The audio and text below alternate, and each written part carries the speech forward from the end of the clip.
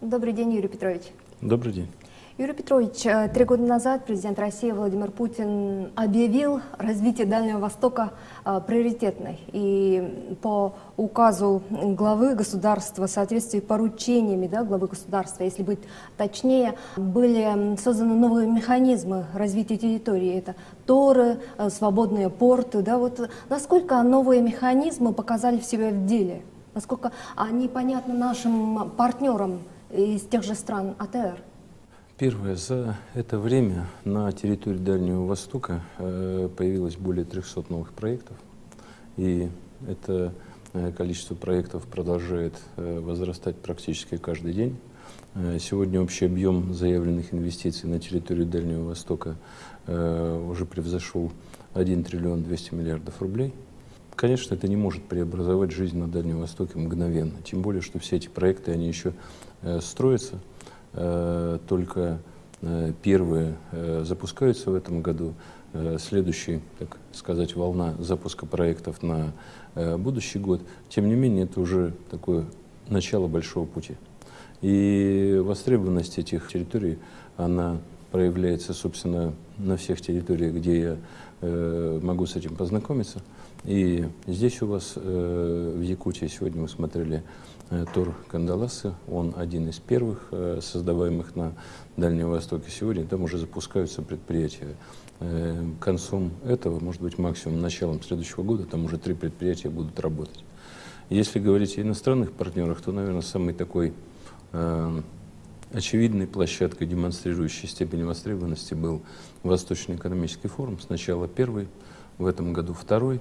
Сотни гостей из самых разных стран мира, новые инвестиционные проекты убедительно говорят о том, что инвесторам интересно, что они считают, что ситуация инвестиционная на Дальнем Востоке изменилась, что на Дальний Восток России надо приходить, вкладываться и работать. Вы в понедельник побывали в Южной Якутии. Там тоже территория опережающего развития. Как считаете, благодаря каким факторам вот этот ТОР именно нам удалось защитить данный проект Якутия? Да вы знаете, инвестиционные проекты на Дальнем Востоке сейчас, собственно, не надо защищать, на них никто не нападает. Надо просто, их просто надо создавать. Все, как всегда, зависит от людей. Правительство Российской Федерации просто помогает в этих процессах. То есть то, что мы делаем в рамках территории опережающего развития, предоставляем налоговые льготы, ускоряем административные процедуры, оказываем помощь в финансировании инфраструктуры, предоставляем средства Фонда развития Дальнего Востока. Это же все помощь. Но сам инвестиционный проект всегда создается людьми, теми людьми, которые могут на себя брать ответственность, которые понимают, как должны работать инвестиционные проекты. В этом отношении в Южной Якутии есть один такой хороший очень, скажем, хорошее очень ядро развития. Это проект компании «Комр». Проект реализуется очень быстро. Это один из самых динамично развивающихся проектов. И мы с удовольствием его поддерживаем, потому что мы видим, что все сроки, которые называет руководство компании, после этого, собственно говоря, сбываются с опережением. Они уже занимаются и строительством обогатительной фабрики, они занимаются расширением добычи угля. А вот в этот раз, когда мы уже говорили о создании ТОРа Южной Якутии, когда были на площадке строительной, они говорили о том, что необходимо построить и завод по ремонту горно-шахтной техники для того, чтобы не возить ее постоянно к производителям. То есть, собственно говоря, своей работой они создали такой зародыш развития, который может превратиться в возможности работы и не только крупного, но и малого, среднего бизнеса, потому что потребуется и сфера обслуживания, и много еще, что потребуется, если создается такой индустриальный центр. Да, это бизнес. И вот это что касается угледобычи, да, получается, а есть же и сопутствующие еще территории опережающего развития Южной Якутии. Да, ровно об этом и речь, что Они пошли как якорный инвестор, но сейчас они создают условия для малого и среднего бизнеса, для развития сферы обслуживания сопутствующих производств. А вы сегодня также побывали на Тор-Кангаласы, да? Вот как вы оцениваете, да, ситуацию там сегодня? И, насколько мне известно, резиденты вас уже попросили таможенный пункт на территории республики. Ну, насколько это возможно? Про таможенный пункт на площадке разговора не было, хотя ничего невозможного абсолютно нет. Если это потребуется, значит, будем это делать. Ничего там такого фантастического. Самое главное по поводу Тора-Кангаласа, что он работает, он востребован. Стоят корпуса, несмотря на то, что у вас уже зима и температура совсем не такая уж и теплая. Хотя вот жители Якутии говорят, что пока тепло. Ну да, пока тепло. Ну да, ну такое относительное понятие, около 30 градусов уже. Но строительство продолжается. Люди работают в зданиях, и они называют сроки сдачи проектов декабрь этого года, январь следующего. Хорошая история, поэтому с удовольствием будем поддерживать дальше. Уверен в том, что территория Кангаласы уже можно, собственно говоря, сказать о том, что у нас сбылась, потому что 3 практически уже реализованных проекта уже неплохо. Но там в очереди 23 проекта стоят, и 3 еще в стадии реализации. Так что будем работать дальше. Не могу не спросить про тепличное хозяйство по японским технологиям. Хорошая история. Я первый раз с этим познакомился в Хабаровске, когда увидел вот эти длинные ряды теплиц. И практически сразу же после этого, после того, как они построили, наши японские коллеги сказали о том, что они хотят удвоить площадь тепличного хозяйства. Ну и вот сегодня Якутия действительно достаточно суровый край. Заходишь, там помидоры уже пока зеленые на ветках, говорят, скоро будет первый урожай. И тоже есть хорошие такие признаки. Во-первых, инвесторы заявляются на большие объемы. Японцы хотят увеличить объем своего участия в проекте. Есть разговор об участии фонда по развитию Дальнего Востока. Ну, правительство не дает прямых поручений фонду, но, во всяком случае, в рамках своих возможностей я буду просить фонд поддержать этот проект. Я считаю, что в Якутии, когда растут овощи, когда расширяется тепличное хозяйство, это хорошо. Клубнику попробовали? Нет, я там ничего пока не пробовал. Я еще раз говорю, видел только зеленые помидоры, но мне зато показали таблицу цен, и таблица цен говорит о том, что помидоры могут стать более чем в 2 раза дешевле. Это же хорошо. Да, это очень хорошо. Я недавно прочла ваше интервью в российской газете, где вы говорите, что земля должна принадлежать народу. А дальневосточный гектар – эта тема для нас очень также актуальна. Вот по сравнению с другими регионами, да, как обстоят дела у нас с дальневосточным гектаром, вот именно по федеральному закону, как она идет, как вы оцениваете, что показывает статистика, отчеты, Юрий Петрович? Да, дело даже не в статистике и в отчетах. Я вот сегодня побывал у вас в центре, где идет работа с людьми. МФЦ у нас называется.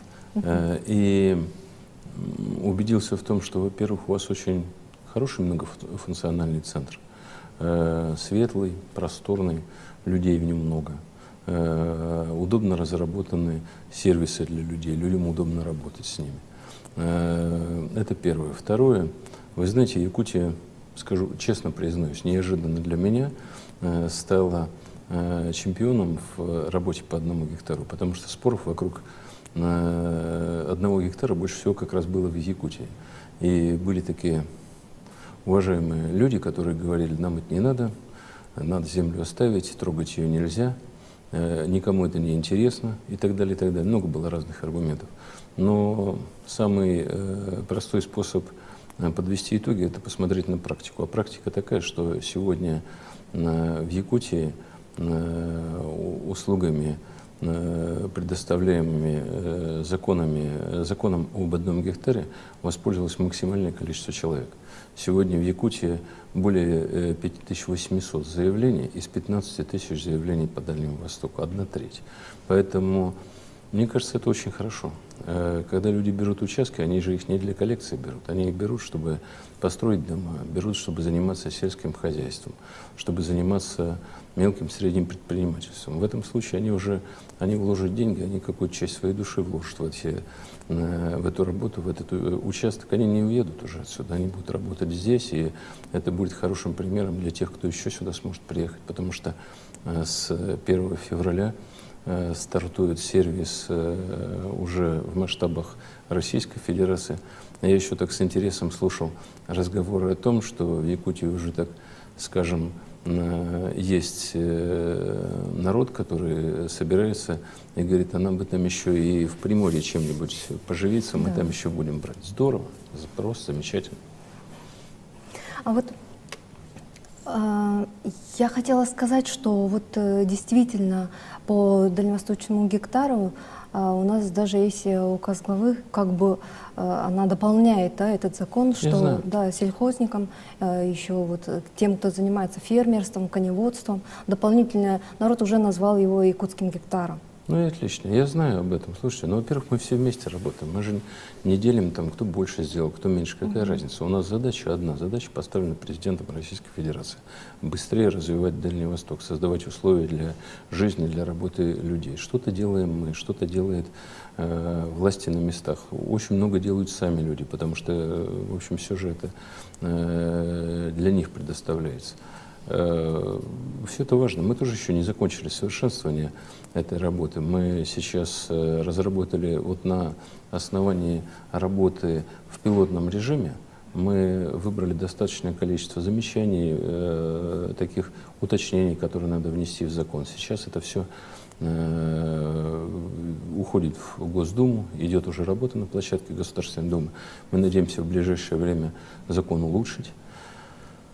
Ну и сервисы будем улучшать. Я попросил вот уже упоминаемый и сервис по федеральной информационной системе, и не только, потому что вот вы упоминали Фонд развития Дальнего Востока, я уже попросил их посмотреть вместе с агентством по ипотечному жилищному кредитованию возможности подготовки все-таки отдельного максимально льготного режима поддержки именно по строительству в рамках земли, которая получается по закону об 1 гектаре. Они обещали, что они это сделают в течение ближайшего месяца, так что надеюсь, что тоже мы такой продукт людям предложим.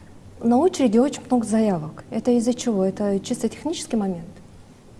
Ну, это специалисты так говорят. Это я бы пока не согласился с тем, что на очереди заявок много, но действительно... Но это не только у нас, это по всему. Объем идет действительно большой. Вы знаете, что у нас по законодательству срок обработки заявок 30 дней. Знаете, я вообще очень хотел бы, чтобы закон работал практически в онлайне. У меня была такая голубая мечта, мне было мало за 30 дней сделать, хотя и это очень короткий срок в сегодняшних реалиях. Мне бы хотелось, чтобы это делалось практически в онлайне, но, вы знаете, здесь закон тоже такую очень хорошую функцию выполняет. Он, по сути, заставляет наши органы, которые занимаются земельным законодательством, это и Минэкономразвитие, и Россредств, научиться работать намного быстрее. Потому что то, как сейчас ведется работа с базами данных, как сейчас ведется работа с регистрацией прав на землю, пока это долго, забюрокрачено, дорого, неудобно. Поэтому закон дает совершенно другую рамку. И много что нам придется еще поменять и в правоприменении, и в работе людей для того, чтобы закон действительно работал как можно лучше. Но если мы это сделаем, то мы, наверное, выполним еще гораздо более важную функцию. Не только решим проблему на Дальнем Востоке, но и поможем людям во всей нашей стране быстрее получать землю. А без земли экономики не бывает. Для любой экономической деятельности земля, как правило, нужна. Поэтому даже если IT-технологиями заниматься, и то надо где-то сидеть, какое-то офисное помещение и так далее. Вот сегодня, кстати, когда я встречался с инвесторами на Кангаласах, на территории опережающего развития, они говорили, что следующие возможные инвестиции будут связаны, и заявки связаны с ювелирными украшениями, производством, с IT-технологиями. Ну, здорово ведь. А вы не поменяли свое мнение насчет получения своего гектара?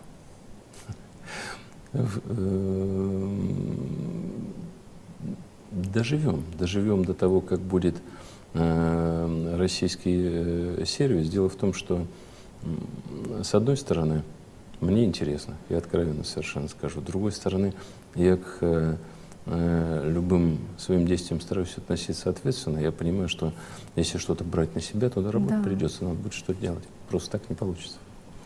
Тогда еще подумаете. Подумаю, обязательно. Одна из тем вашей рабочей поездки было совещание о развитии транспортной инфраструктуры. И у многих инвесторов, и у населения республики к вам вопрос такой, Юрий Петрович. Вот ввод пускового комплекса железной дороги Томмот-Якутск когда будет?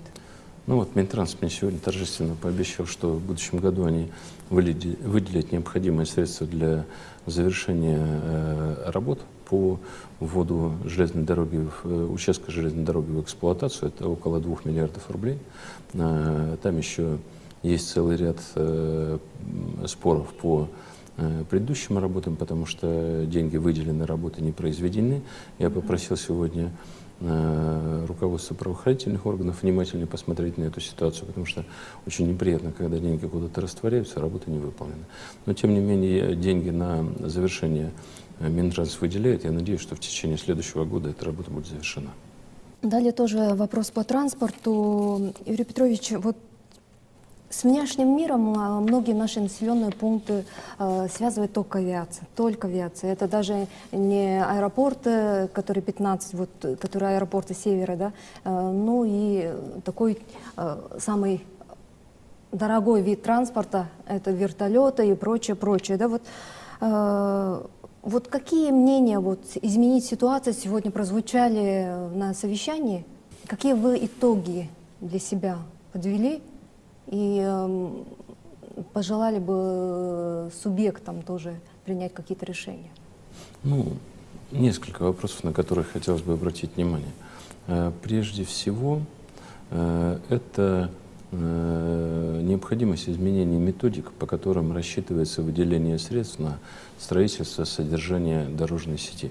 Наши сегодняшние методики, они направлены на обеспечение существующей сети железных и автомобильных дорог. И получается так, что поскольку плотность автомобильных дорог общего пользования в Республике Саха-Якутия крайне низкая, это самый большой субъект Российской Федерации, вы знаете, а дорог здесь мало. Получается так, что и новых средств как на содержание, так и на строительство дорог Якутия получает мало. Это неправильно. Мы сегодня договорились о том, что Минвосток развития вместе с Минтрансом подготовит предложение по изменению методики. Будет введен повышающий коэффициент. Это полностью соответствует поручениям президента Российской Федерации Владимира Владимировича Путина. Я за результаты этой работы с коллег спрошу обязательно. Это первое. Второе. Достаточно странная для меня возникла ситуация. Было принято решение правительством выделить деньги, которые планировались в программе развития Дальнего Востока на развитие инфраструктуры, в программу развития транспортной системы Российской Федерации. Решение, на мой взгляд, абсолютно правильное, корректное, потому что все-таки строительством дорог, аэропортов у нас не может и не должно заниматься Минвосток развития, занимается этим Минтранс, у него есть соответствующие специалисты, компетенция, и они это с пылом таким доказывали на совещаниях, причем в том числе на совещаниях под руководством Владимира Владимировича Путина. Вот только потом произошли удивительные вещи, когда эти деньги были им выделены и перешли в их программу с будущего года. Вдруг оказалось, что до территорий Дальнего Востока дошли совсем не все. Часть денег куда-то начала растворяться. Мы с этим обязательно разберемся, и такую позицию Минтранс просто не имеет права занимать. Они взяли деньги конкретно на целевые, конкретно направленные на реконструкцию БАМа, Транссиба, на строительство и реконструкцию аэропортов. Вот точно так они должны использоваться. Поэтому вот это вот вторая важная вещь. Ну и третья, немножечко, может быть, лежащая в стороне от, собственно, темы совещания, потому что это уже не транспортная система, это скорее транспортные средства. Но, тем не менее, мы говорили и о том, что на сегодняшний день в Российской Федерации просто не строятся транспортные средства, которые необходимы для Республики Саха-Якутия, для других территорий Дальнего Востока, да, честно говоря, и не только Дальнего Востока. У нас просто малая авиация толком не строится. И вот эти вот заявления о ремоторизации Ан-2 за счет американских двигателей, самолеты, которым более 60 лет, ну это же ужасно, честно говоря, и звучит ужасно, и слышать это странно очень. Тем более, что если бы не могли, но у нас совершенно рядом в Комсомольске-на-Амуре предприятия, которые выпускают абсолютно современные самолеты, и гражданские, и боевые, причем гораздо, скажем так, с более сложными требованиями. Неужели нельзя разработать нормальные самолеты для местных авиалиний и запустить их в эксплуатацию? Обязательно по возвращению в Москву пообщаюсь на эту тему с Министерством промышленности. Надо понять, что происходит. Надо понять. Что? Просто, наверное, дорого очень выходит. Слушайте, ну дорого что? А покупать у других дешевле? Ненормальная позиция. Надо, если не можем немедленно разработать сами, значит, надо пока брать какие-то другие производства, открывать их у нас, повышать степень локализации. Мы же проходили этот путь, мы же понимаем, как он делается. Но принципиально у нас самая большая страна мира. Очень много труднодоступных территорий. Не уметь делать малые самолеты мы не можем. То есть просто у нас права такого нет. Нам не на чем летать будет. То, что сейчас в Якутии закупаются для этой цели бомбардье, ну, может, это и решение проблемы, но оно не стратегическое. Оно вот решить проблему сейчас, а в стратегии нам точно надо выпускать свои самолеты. Отмечали, вот до конца текущего года будет принято ряд новых федеральных законов. Есть там строчка о снижении энерготарифов на территории Дальнего Востока? Там не строчка, там закон отдельный, и самый важный в этом году. У нас сейчас идет аж 4 закона новых, связанных с развитием Дальнего Востока. Они все важны. Там идет поправки к закону об 1 гектаре, я уже вам говорил. Там идет облегчение визового режима в свободном порту. Там у нас идет механизм налоговой льготы в обмен на инвестиции в инфраструктуру, тоже очень важная история. Но самый срочный закон — это закон об энерготарифах. Он правительством в Государственную Думу внесен. Мы с Госдумой работаем, очень надеемся, что в этом году он будет принят, и тогда мы прямо с начала будущего года сможем говорить о снижении тарифа на электрическую энергию на всей территории Дальнего Востока. Не могу не спросить про ситуацию с экономикой во всем мире, да? В связи с этими изменениями, вот мнениями аналитиков, разных экспертов, не будет такого, что сократят финансирование наших программ по развитию Дальнего Востока? Программа принята, ее финансирование утверждено в правительстве. Были поползновения ее сократить у наших коллег. Эти поползновения руководством правительства Дмитрием Анатольевичем Медведевым, президентом Российской Федерации Владимиром Владимировичем Путиным не приняты. То есть их позиция простая, что федеральная целевая программа развития Дальнего Востока должна финансироваться в необходимых объемах, что, в общем, уже предусмотрено проектом бюджета.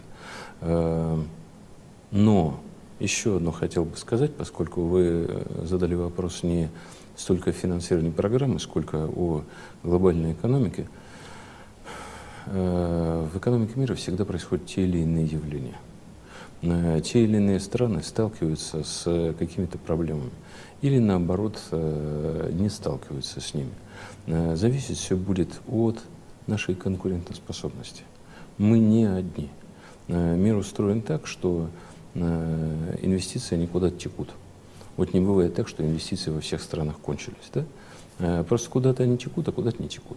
Они текут туда, где лучшие условия, меньше налоги, более прозрачная, понятная, скажем, система администрирования, система взаимоотношений с государством. И в этом отношении мы на Дальнем Востоке, так, извините, без ложной скромности скажу, достаточно много сделали, чтобы изменить ситуацию к лучшему. Все сделали? Конечно, нет. Еще близко не все, еще много что надо делать. Но мы уже сдвинулись в сторону повышения конкурентности территории. И вот те десятки новых проектов, которые практически каждый месяц на территории Дальнего Востока возникают, и с российскими, и с иностранными инвестициями говорят о том, что мы на пути правильном. А дальше надо просто конкурировать, надо быть сильными, умными и трудолюбивыми. И никаких кризисов в этом случае в России не будет. Спасибо большое. Спасибо вам.